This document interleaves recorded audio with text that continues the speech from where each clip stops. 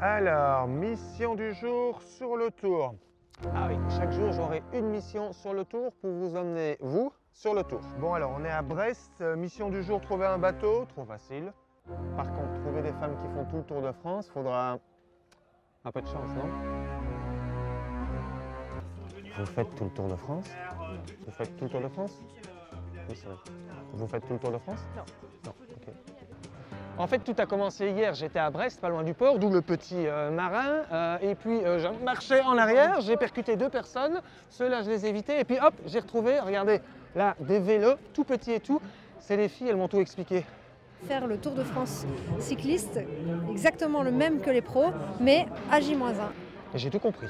Alors le projet, ça s'appelle Donnons des ailes au vélo J-1, parce que le principe, en fait, c'est de faire le Tour de France cycliste, exactement le même que les pros, mais à J-1, la veille. Et des ailes, c'est la version les ailes d'oiseau ou... Alors c'est le L féminin, parce que voilà, nous on milite pour un cyclisme plus mixte et pour surtout voilà, développer le vélo aussi dans le milieu féminin. Depuis maintenant 7 ans, ça va être la 7e édition, je participe à ce projet Donnons des ailes au vélo J-1 pour agir pour la féminisation de la pratique.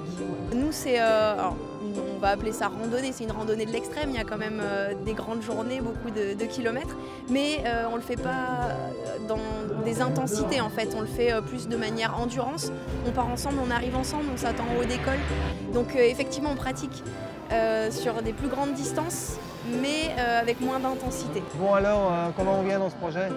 Alors du coup je me suis lancée parce qu'effectivement j'ai vu les filles année après année le faire et en fait ça m'a trop donné envie de participer au projet. Je me suis dit les filles sont complètement dingues de faire tout ça, enfin, c'est incroyable et c'est pour une belle cause. Alors comment font-elles pour suivre le parcours? C'est pas très compliqué parce que il est fléché 2 jours avant. Donc ça, il suffit de le suivre. Enfin, il suffit aussi de suivre le kilométrage. Première étape, 198 km. Et ce n'est que le début. Vous avez vu la longueur des étapes? Oui, on a bien vu. Donc ouais, c'est une vraie préparation et c'est un vrai défi pour nous. Après, on a l'effet de groupe, on a vraiment aussi l'envie d'aller rencontrer les cyclistes.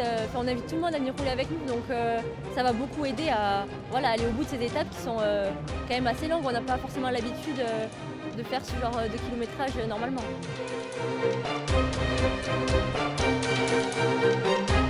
Eh bien, pour l'instant, ça va. On a la dernière côte là qui piquait un petit peu. J'ai pas vu les pourcentages, mais c'était plutôt raide. Donc là, le ravito, il fait du bien. Avec les petites fraises d'ici, donc on apprécie. On a plein de gens qui sont venus nous accompagner aujourd'hui. Donc ça stimule bien quand même. Ouais. On est quasiment 70 personnes au départ, plus l'équipe. Donc ça fait un beau peloton et ça permet aussi de s'abriter un peu et puis de garder des cartouches pour la suite parce que nous, on n'est qu'au premier jour, il y en a encore 20 derrière. Ce qui est génial, c'est que l'année prochaine, qu'est-ce qui va se passer en 2022? Donc l'année prochaine, en 2022, aura lieu le retour du Tour de France Femmes, donc sur 8 jours. Ce sera un passage de témoins a priori des hommes qui finissent leurs 3 semaines avec les femmes donc, qui partent pour 8 jours de course avec des gros moyens en termes de médiatisation. Donc une réelle mise en lumière du cyclisme féminin. Une belle reconnaissance aussi pour les sportifs qui s'entraînent dur, les cyclistes professionnels qui jusque-là n'avaient pas accès à cette course qui est quand même un des gros événements mondiaux du sport, même sans parler de cyclisme.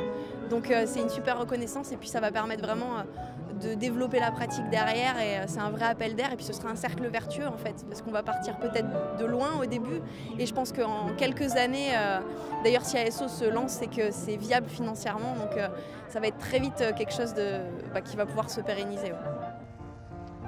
Bon, trouver des femmes qui font tout le Tour de France, j'ai l'impression que la mission est réussie. On est d'accord? On est d'accord. Prochaine mission, mystère.